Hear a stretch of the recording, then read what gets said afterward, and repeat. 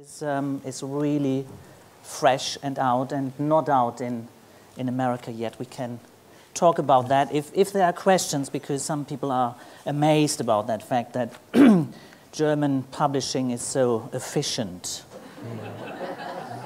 So we might start here at one point to explain, for example, your name. It's Martin Cruz Smith. Where does the Cruz come from? Comes from my grandmother, Cruz Montenegro Lopez, who was an extraordinary woman, lived to 106, had 21 children.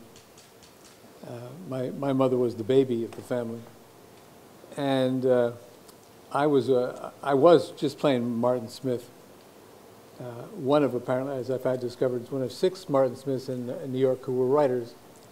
So we made a composite whole. We were all, as a group, one person in books and print, and my agent felt this was confusing, and said, "You've got to get yourself a middle name." Well, my real middle name is William. It's a fine name. There's nothing wrong with the name William. We all know nice Williams. They tend to be good people, but on a book titled Martin William Smith, it sounded a little soporific, and. So I said, well, what's the shortest? It's the shortest one, and the shortest name in the family.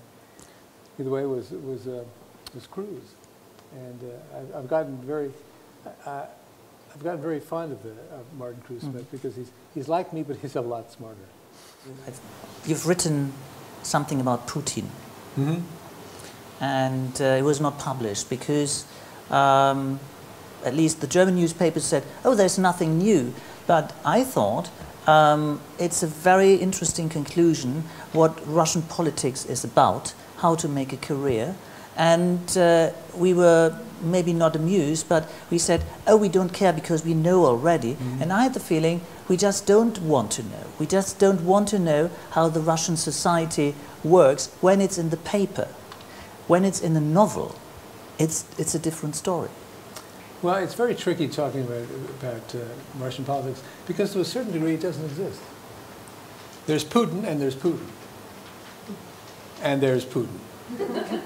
Moved on with a new book because you're not concerned about these politicians. This is about real people to come to the novel. And I can explain the title, which is The Golden Mile, which is the synonym for the rich, of course, in Moscow. The American and English edition will have a different title called 3 Stations, which is a nice title as well. We stayed with ours because I liked it better. But there might be good reasons for the other title, so why? Where does it come from? Well, 3 Stations is the heart of Moscow. More people pass through there than any other part of the city.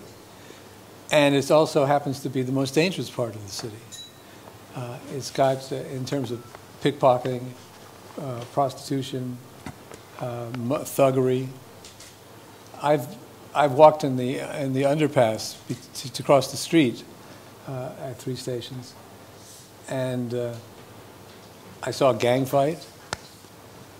And between Tajiks and Russians, and I had to sort of ease my way around somebody being mugged, I mean, actively being mugged.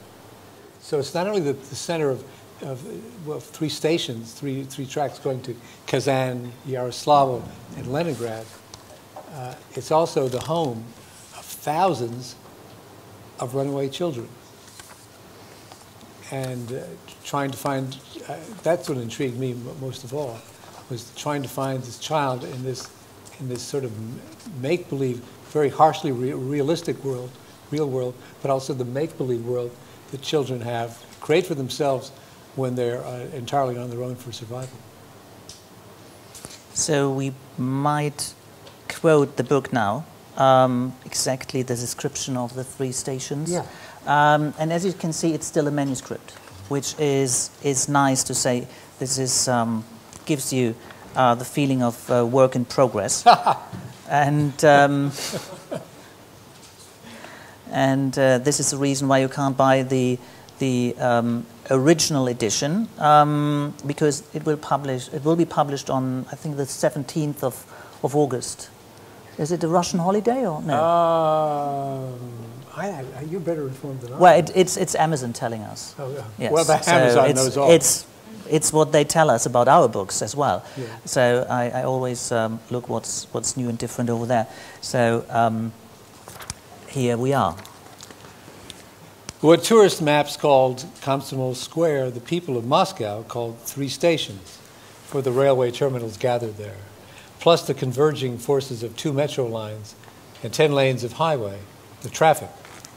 Passengers pushed their way like badly organized armies through street vendors selling flowers, embroidered shirts, shirts with Putin, shirts with Che, CDs, DVDs, fur hats, posters, nesting dolls, war medals, and Soviet kitsch. During the day, 3 Stations was in constant motion, a circus maximus with cars. At night, however, when the crowds were gone and the square was floodlit and gauzy with insects, Arkady felt that these stations were as exotic as sets for different operas. Leningrad Station was a Venetian palace. Kazansky Station was an oriental mosque. And Yaroslavl Station wore a clown's face and cap. The night revealed a population that the daytime bustle had obscured.